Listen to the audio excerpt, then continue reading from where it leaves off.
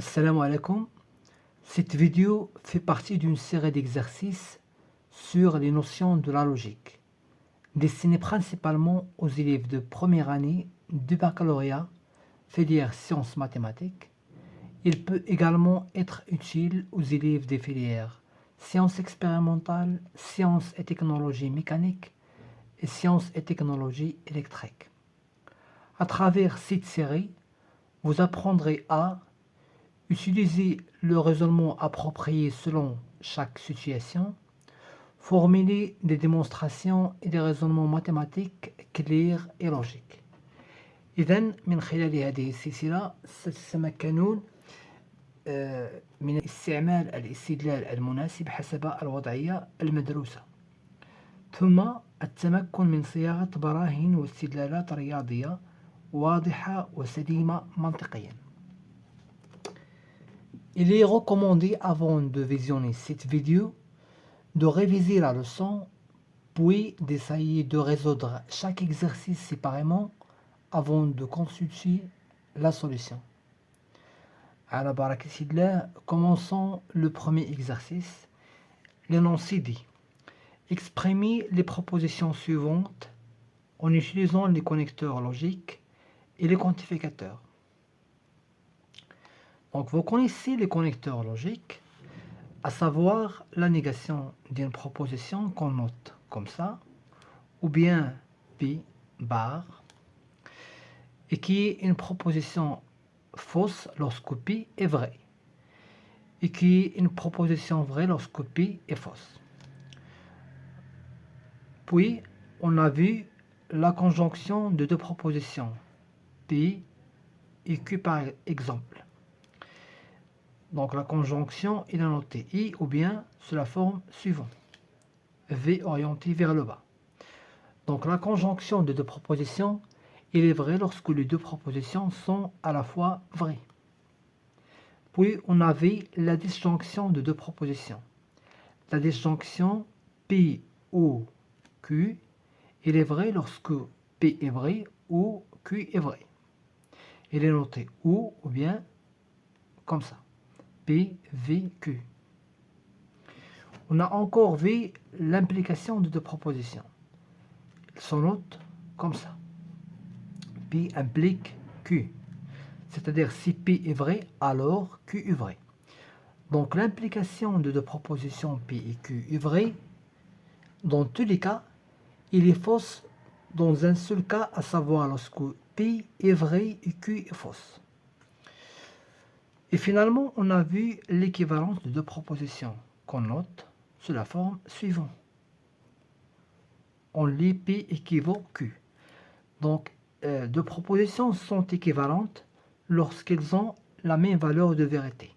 Vrai, vrai, ou bien fausse, fausse. Donc, dans cet exercice, on va exprimer chaque proposition parmi les propositions suivantes en utilisant les connecteurs logiques et les quantificateurs. En ce qui concerne les quantificateurs, donc nous avons vu deux quantificateurs. Le quantificateur universel et le quantificateur existentiel. Donc ça, il se lit quel que soit, ou bien pour toutes, ou bien chaque. Et ça, il se lit, il existe au moins. Commençons par la première proposition. P1, le carré de tout nombre réel non nul est strictement positif. La première proposition, le carré de tout nombre réel non nul est strictement positif. Il s'écrit en utilisant les connecteurs logiques et le quantificateur sous la forme deux nombres non nuls, ou bien quel que soit x un élément de R étoile, ou bien chaque élément de R étoile, son carré est strictement supérieur à 0.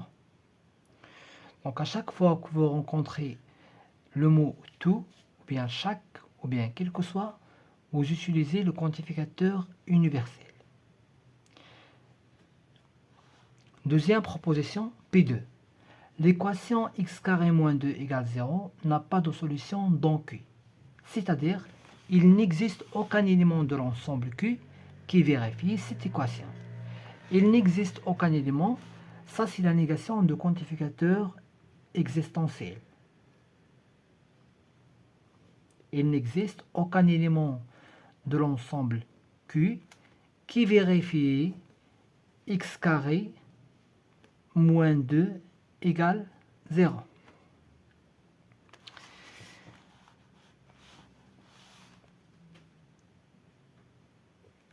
Or, la négation de quantificateur existentiel, c'est le quantificateur universel, c'est-à-dire quel que soit x, un élément de l'ensemble Q, ou bien tous les éléments de l'ensemble Q, vérifier x carré moins 2 différent de 0. Donc, tous les éléments de l'ensemble Q vérifient x carré moins 2 différent de 0. Troisième proposition. Chaque nombre réel est majoré par un entier naturel. Chaque nombre réel, il se traduit en utilisant le quantificateur universel. Chaque nombre réel, ou bien pour chaque nombre réel, on peut toujours trouver au moins un entier naturel, un élément n de l'ensemble n, qui lui est supérieur, c'est-à-dire x est inférieur à n. Majoré, lorsqu'on dit qu'un nombre est majoré par un autre nombre, ça signifie qu'il existe un nombre qui lui est supérieur. Donc x il est majoré par n. Ou bien on peut dire encore que n il est minoré par x.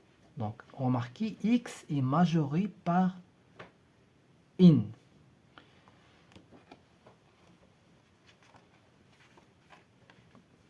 On passe à la quatrième proposition qui dit pour tout réel x, la valeur absolue de x plus 2 inférieure strictement à 3 si seulement si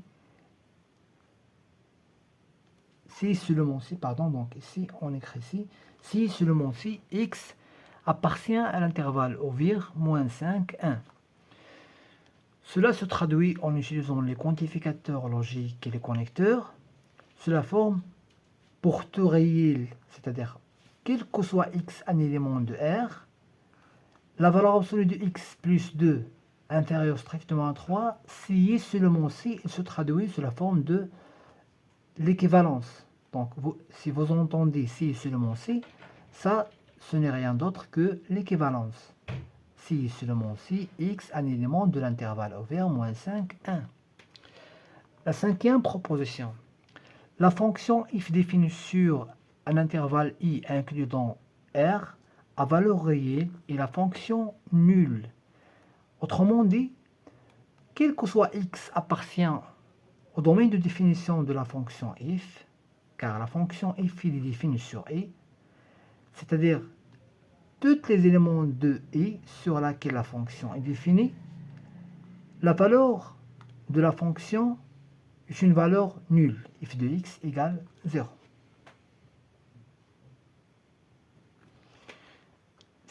Sixième proposition, la fonction f définie sur i qui est inclus dans R à valeur réelle ne s'annule pas sur i. Donc cette fois-ci, on écrit quel que soit x un élément de l'intervalle i,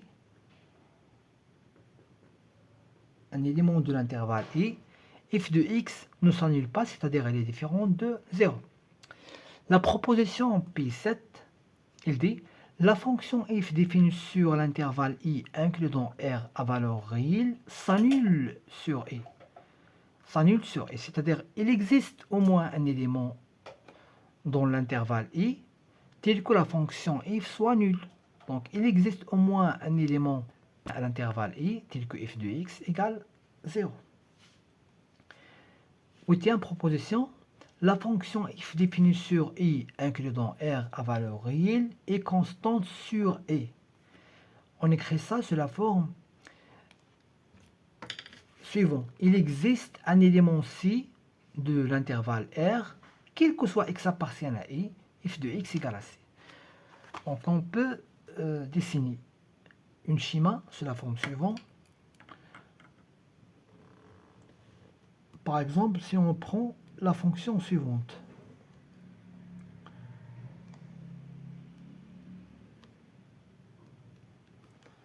Donc si on prend par exemple cette fonction,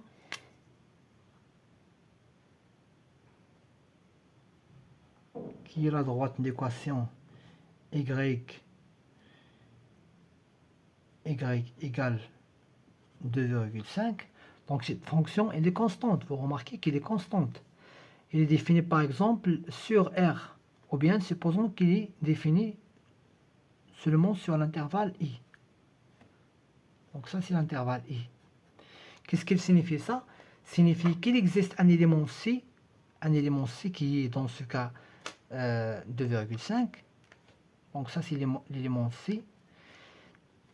Il existe cet élément C, quel que soit x dans cet intervalle, quel que soit x dans l'intervalle I, if de x, l'image de x égale à C. D'accord?